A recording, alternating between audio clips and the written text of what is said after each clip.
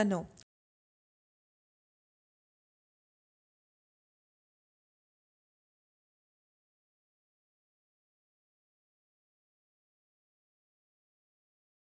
आपल्या दैनंदिन जीवनात आपण वेगवेगळ्या कामांसाठी अनेक गोष्टी वापरतो.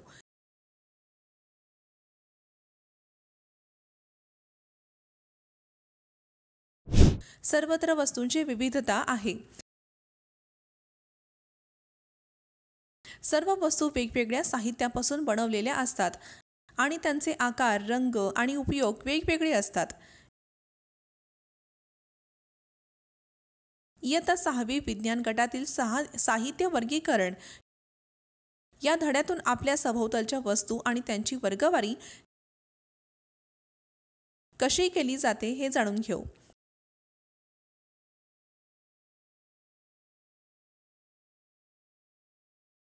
अध्ययन निष्पत्ती.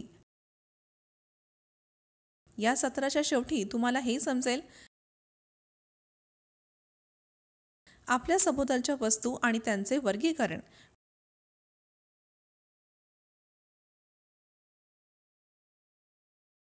वस्तू आणि त्या ज्या साहित्यापासून बनवल्या जातात.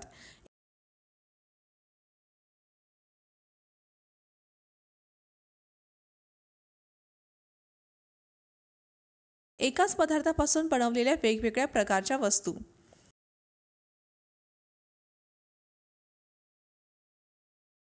सूचनक अति महत्त्वाचे शब्द. वस्तू, साहित्य, ज्या पदार्थापासून वस्तू बनवली जाते.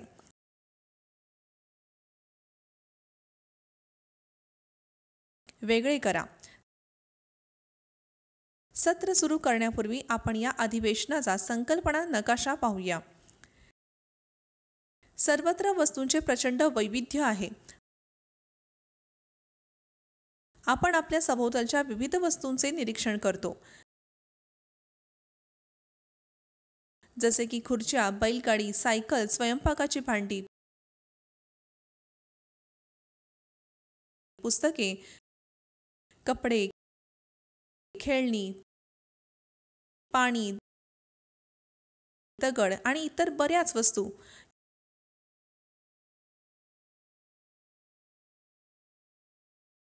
या सर्व वस्तूंचे आकार, रंग आणि उपयोग वेगवेगळे आहेत.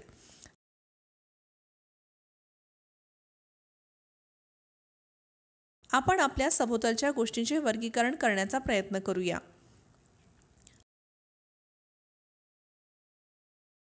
आजूबाजूला पहा आणि गोल वस्तू ओळखा.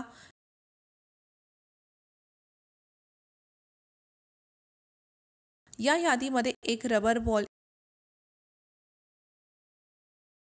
एक फुटबॉल आणि काचेच्या संगमरवराचा समावेश असू शकतो. जर आपण जवळजवळ गोल असलेल्या वस्तूंचा समावेश केला तर आपल्या यादीमध्ये सफरचंद, संत्री आणि मातीचा घडा समावेश असू शकतो.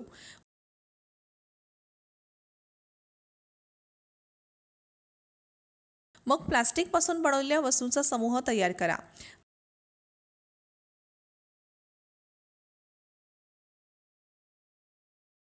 बादल्या,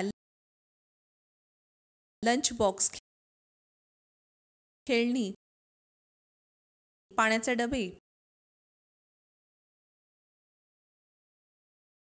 पाईप आणि इतर अनेक वस्तू या गटात स्थान मिळू शकते. वस्तूंचे गट करण्याचे अनेक मार्ग आहेत. वरील उदाहरणामध्ये आपण वस्तूंचे आकार किंवा त्या ज्या साहित्यापासून बनवल्या आहेत त्यानुसार गट केले आहेत.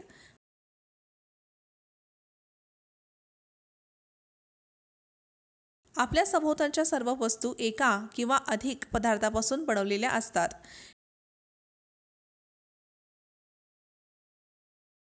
हे पदार्थ काच,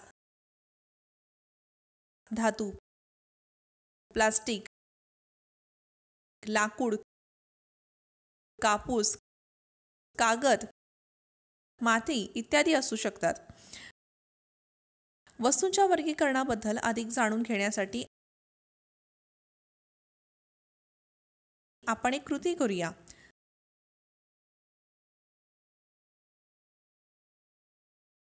आजूबाजूच्या शक्य तितक्या वस्तू गोळा करा, जसे की खडू, पेन्सिल, वही, रबर, डस्टर, हातोडा, खिळे, साबण, चाक,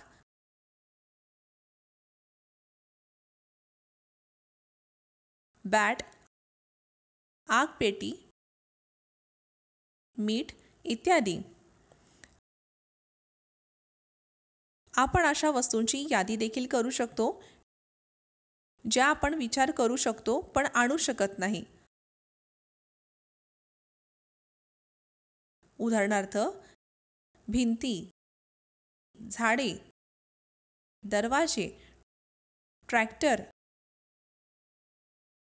रस्ते इत्यादी. या संग्रहातून कागद किंवा लाकडापासून बनवलेल्या सर्व वस्तू वेगळ्या करा.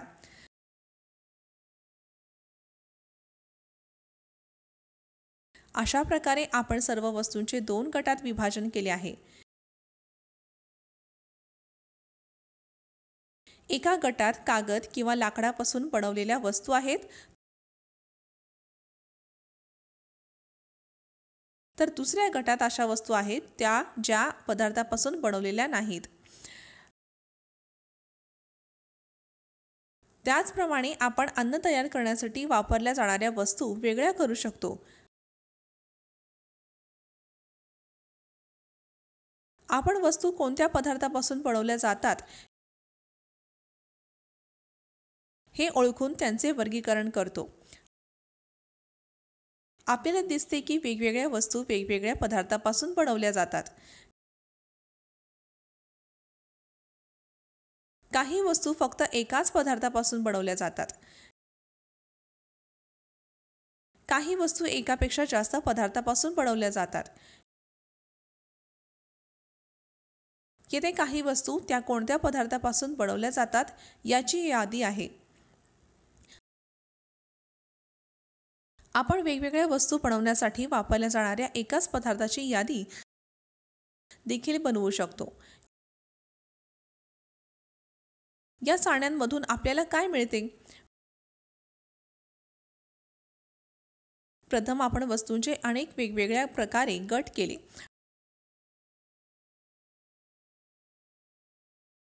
नंतर आपल्याला आढळले की आपल्या सभोवतालच्या वस्तू वेगवेगळ्या पदार्थापासून बनलेल्या असतात. कधी कधी एक वस्तू एकाच पदार्थापासून बनलेली असते. एक वस्तू अनेक पदार्थापासून देखील बनू शकते. आणि पुन्हा एकाच पदार्थाचा वापर अनेक वेगवेगळ्या वस्तू बनवण्यासाठी केला जाऊ शकतो.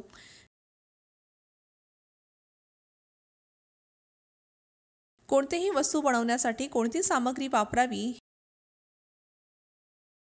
हे काय ठरवते?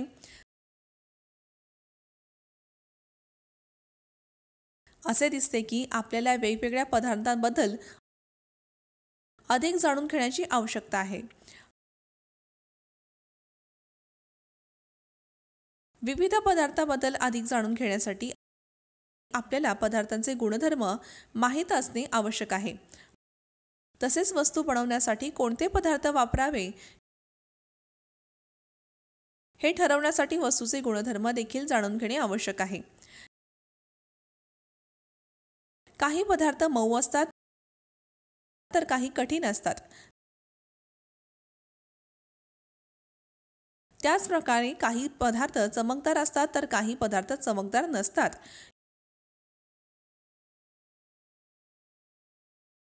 या गुणधर्मानुसार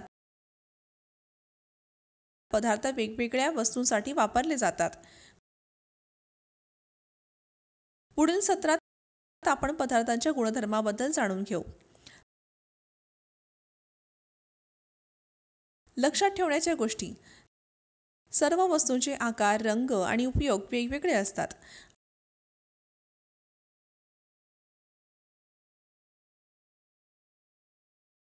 आपल्या सभोवतालच्या सर्व वस्तू एका किंवा अधिक पदार्थापासून बनलेल्या असतात. प्रत्येक वस्तू कोणत्या पदार्थापासून बनवली आहे हे ओळखून आपण वस्तूंचे वर्गीकरण करतो. आपल्याला पदार्थांचे गुणधर्म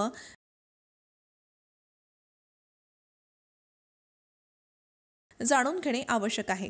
तसेच वस्तू बनवण्यासाठी कोणती सामग्री वापरावी हे ठरवण्यासाठी वस्तूंचे गुणधर्म जाणून घेणे आवश्यक आहे.